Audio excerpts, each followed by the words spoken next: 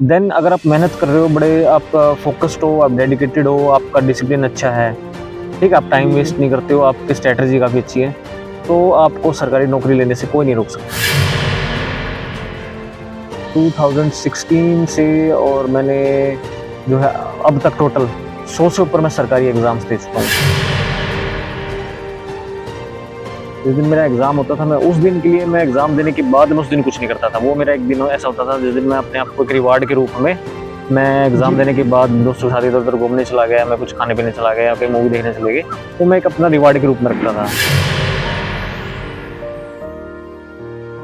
अगर 100 लोगों ने फॉर्म भरा है तो हार्डली 20% जो लोग होंगे वही एग्ज़ाम देने आए।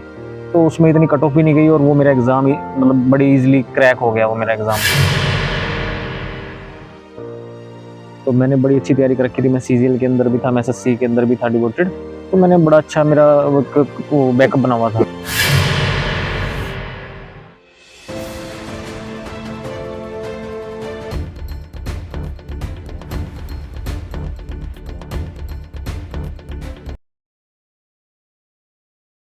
ਬਹੁਤ ਲੋਕਾਂ ਦਾ ਸੁਪਨਾ ਹੈ ਸਰਕਾਰੀ ਨੌਕਰੀ ਦਾ, ਬਾਰ-ਬਾਰ ਪੇਪਰ ਦੇ ਦਿੰਦੇ ਆ, ਰਿਜੈਕਟ ਹੋ ਜਾਂਦੇ ਆ। ਇੱਕ ਵਾਰ ਏਦਾਂ ਦਾ ਆਉਂਦਾ ਬੰਦਾ ਕਹਿ ਦਿੰਦਾ ਬਸ ਯਾਰ ਮੇਰੇ ਤਾਂ ਕਰਮਾਂ 'ਚ ਸਰਕਾਰੀ ਨੌਕਰੀ ਨਹੀਂ ਲੱਗੀ। ਇਹ ਮਤਲਬ ਹੁੰਦਾ ਵੀ ਇਹਦੇ ਭਾਗਾਂ 'ਚ ਸਰਕਾਰੀ ਨੌਕਰੀ है नहीं। देखिए, ये तो मतलब कहने की बात होती है कि बोलते हैं कि भई मेरे भाग में नहीं है या फिर मेरा लक साथ नहीं दे रहा हुँ, या फिर मेरे नसीब में नहीं है। मैं एक चीज़ मैं शायद आपको बताना चाहूँगा कि लक नाम की कोई चीज़ नहीं होती अगर आप मेहनत नहीं करते हो तो। हुँ, अगर आप हुँ। कहते हो कि भई मेरे भाग में सरकारी नौकरी है, मेरे को जो है फलाने बाबा ने बोला है कि हाँ, आप तुझे हाँ। सरकारी नौकरी मिल जाएगी और आप आराम से सो रहे हो तो आपको ज़िंदगी में कभी सरकारी नौकरी नहीं मिलेगी। अगर आप मेहनत कर रहे हो और किसी ने कह दिया भई तुझे तो ज़िंदगी में सरकारी नौकरी नहीं मिलने वाली, देन अगर आप मेहनत कर रहे हो, बड़े आप फ़ोकस्ड हो, आप डेडिकेटेड हो, आपका डिसिप्लिन अच्छा है, ठीक है, आप टाइम जी, वेस्ट नहीं करते हो, आपकी स्ट्रैटेजी काफ़ी अच्छी है, तो आपको सरकारी नौकरी लेने से कोई नहीं रोक सकता। क्योंकि सरकारी नौकरी लेना इतना मुश्किल नहीं है, ये सिर्फ़ कहने की बात होती है कि मेरा जो है लक नहीं है। क्योंकि बच्चे मैंने देखे यूजुअली 10 एग्ज़ाम देते हैं, 20 देते हैं, 25 देते हैं और वो 25 एग्ज़ाम्स क्रैक नहीं होते। देन वो सोचते हैं कि अब क्या करना है यार, इतने एग्ज़ाम्स क्लियर वाक़ई। कर दिए, कट ऑफ हर बार बढ़ रही है। अब मैं अपना खुद का एक्सपीरियंस बताना जी, चाहूँगा जी, जी। कि मैंने शुरुआत की थी जो है 2016 से। तो ओके, 2016 से और मैंने जो है अब तक टोटल 100 से ऊपर मैं सरकारी एग्ज़ाम्स दे चुका हूँ, 100 ओके, प्लस। ओके।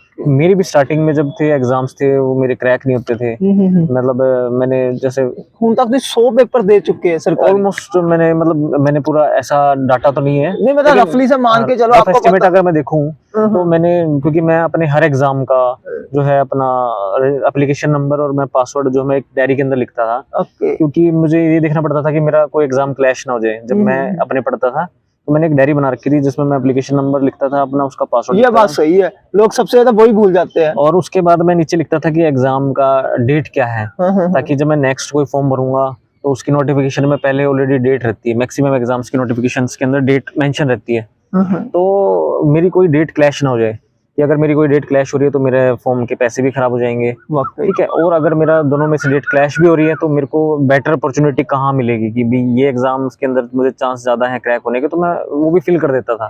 तो मैं एक डायरी रखता था, तो मैंने डायरी के हिसाब से मैंने बताया कि मेरी ऑलमोस्ट 3 डायरियाँ भर चुकी थी। तो मेरे 100 से ऊपर मेरे फॉर्म हो गए थे। इनिशियली मेरे साथ भी तो होता था कि मैं एग्ज़ाम देने जाता था, मेरे मेरे साथ मतलब मैंने ऐसे-ऐसे एग्ज़ाम्स भी देखे हुए हैं। मैंने एक बार रीजनल रूरल बैंक का एग्ज़ाम दिया था। शायद आरआरबी का। हाँ, आरआरबी का जी, क्लर्क का एग्ज़ाम था। जी, जी। तो मैंने सेंटर डाला था हिमाचल। हुँ, हुँ। तो मेरे जो है मार्क्स थे 77.50, 80 मार्क्स का एग्ज़ाम होता है बेसिकली। 40 नंबर की रीज़निंग आती है, 40 नंबर की मैथ्स आती है। तो मैंने वो एग्ज़ाम दिया, मेरे आए 77.50, फिर भी मैं कट ऑफ से बाहर था क्योंकि उसकी कट ऑफ गई थी 79.75 थी। उसकी कट ऑफ इतनी थी ऑलमोस्ट, तो मैं फिर भी बाहर हो गया। तो मतलब ये सभी के साथ होता है कि आप 0.25 से बाहर हो गए, आप 2 नंबर से बाहर हो गए, आप 3 नंबर से बाहर हो गए। तो मैंने भी इनिशियली में कम से कम 30-35 एग्ज़ाम्स ऐसे थे कि मेरे प्री क्लियर नहीं हुए। देन उसके बाद मैंने थोड़ी अपनी स्ट्रैटेजी चेंज की, मैंने देखा कि मेरे में क्या-क्या मतलब मेरे को चीज़ें चेंज करनी चेंज चाहिए। करनी। तो मेरा एक पूरा फ्रेंड अपनी गलतियों पे काम किया कहने मैंने को। अपनी गलतियों पे काम किया। उसके बाद मैंने अपनी स्ट्रैटेजी थोड़ी चेंज की।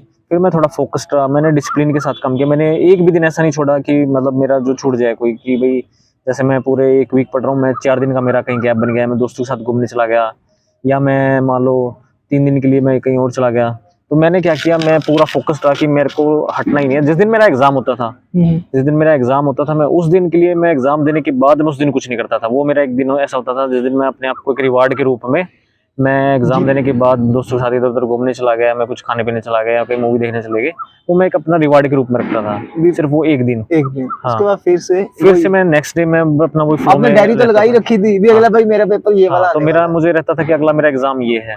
तो मैं अपना पूरा प्लानिंग वही चलता था कि मेरे ये बैंक्स के एग्जाम है, मेरे ये फलाना डिपार्टमेंट का एग्जाम है, ये फलाना डिपार्टमेंट। तो इनिशियली मेरे एग्जाम्स क्रैक नहीं हुए, फिर उसके बाद ऐसा हुआ 30-35 एग्जाम देने के बाद मेरे प्री क्लियर होने लग गए मैक्सिमम। फिर मेरा ऐसा रहता था कि 10 या 12 में से कोई 1 या 2 ऐसा एग्जाम होते थे जिनमें मेरे प्री क्लियर नहीं होते थे, क्योंकि प्री और मेंस 2 एग्जाम्स होते हैं। अब वाकई पहले तो हमेशा एक ही होता था, हाँ, अब समय के साथ 2 होने लग गए। तो 2 एग्जाम्स थे, तो ऐसा होगा मेरा प्री क्लियर होने लग गया। देन उसके बाद मेरे प्री मेंस दोनों क्लियर होने लग गए। देन उसके बाद ये हो गया कि मैं एक कुछ एग्जाम्स में मेरिट आउट हो गया, कुछ एग्जाम्स में 0.25 नंबर से रह गया। जैसे मैंने आरबीआई असिस्टेंट का एक एग्जाम दिया था, वो भी मेरे ख्याल से 2016 या की बात होगी, 2017-2016 के आसपास की। तो मैं आरबीआई असिस्टेंट में 0.25 मार्क्स से रह गया। तो हमारे मेरे एक सर्कल था दोस्तों का, फिर हम आपस में कंपेयर करते थे भाई कि किसके कितने मार्क्स आए। तो ऐसे धीरे धीरे जो है मेरे मार्क्स बढ़ते गए।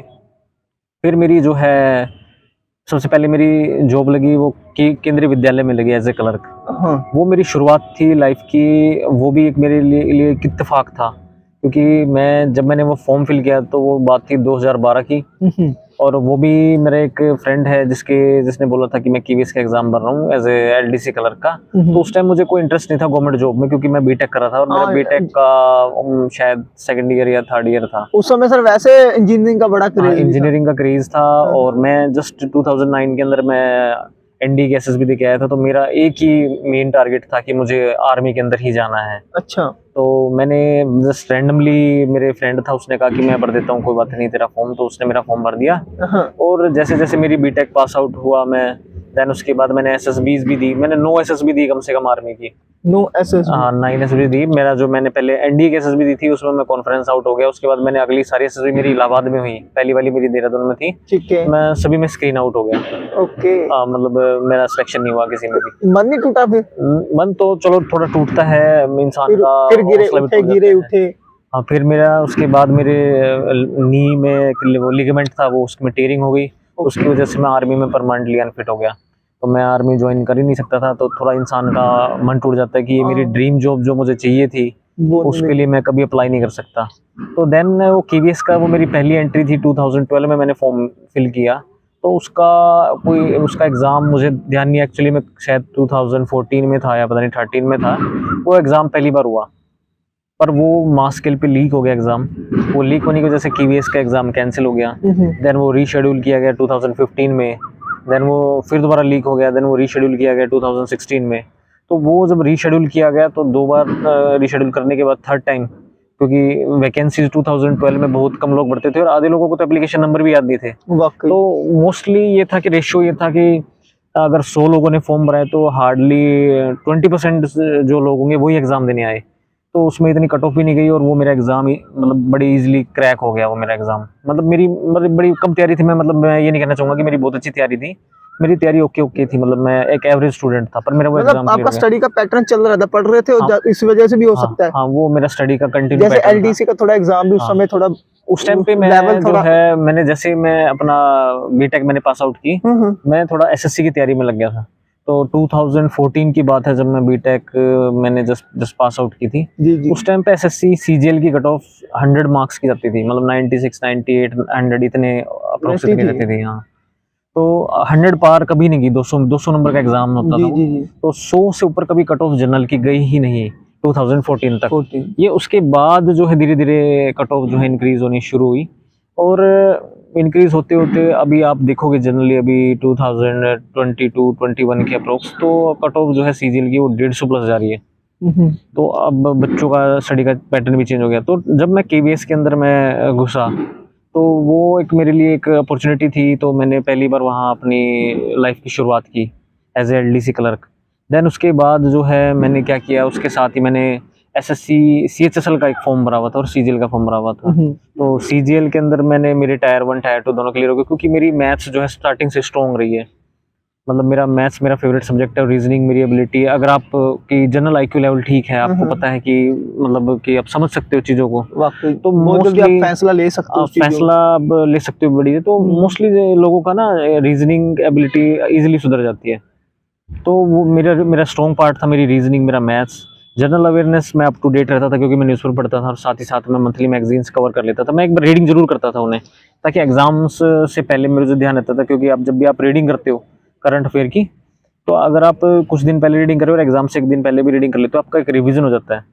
तो आपको रट्टे की जरूरत नहीं है कि आपको रट्टा मारना पड़ेगा कि जैसे कि किसी भी चीज़ का हाँ आप हाँ जस्ट ऑप्शन से गेस करके पता लगाते हो, अच्छा ये मैंने पढ़ा हुआ था, तो आप ऑप्शन पे आप देख के आप उसको इजीली लगा सकते हो जल्दी कि से भाई एक तो ये। टाइम बचता है, दूसरा वैसे हाँ, तो आपको वो देख के तो आपकी एक्यूरेसी बढ़ जाती है, ऑलमोस्ट 99-98% की एक्यूरेसी रहती है। एक दो होते हैं कि बाई चांस ऑप्शंस ऐसे आ जाएं कि आप थोड़ा पजल हो जाओ, नहीं तो अगर एक बार रिवीजन के साथ का आपका इजीली जो है जीएस पूरी कवर हो जाती है। एक सर तो नॉर्मल हाँ, फिर बोलो। देन केवीएस के बाद मैंने सीएचएसएल का एग्ज़ाम दिया, तो मैंने मुझे याद है ये शायद 2016 का एग्ज़ाम था। हाँ तो मेरे साथ मेरे सारे फ्रेंड्स भी थे, तो उस टाइम पे एक 132 की कट ऑफ गई थी। 132 की कट ऑफ थी सीएचएसएल एग्ज़ाम की। मेरे मार्क्स थे 162। तो वो मेरे पे अभी भी मेरे पास जो है उसका स्कोर कार्ड पड़ा है मेरे पास। मेरे फ्रेंड था 1 महीने पहले, उसने मेरे को स्कोर कार्ड भेजा वैसे ही रैंडमली पुरानी यादें ताज़ा करने के लिए। हाँ सही है सर। तो मैंने वो एग्ज़ाम दिया सीएचएसएल का। तो मैंने फिर उसके बाद उस टाइम में मैं कहता हूँ कि मेरी अच्छी तैयारी थी। तो मैंने बड़ी अच्छी तैयारी कर रखी थी। मैं सीजीएल के अंदर भी था, मैं एसएससी के अंदर भी था डिवोटेड। तो मैंने बड़ा अच्छा मेरा वो बैकअप बना हुआ था।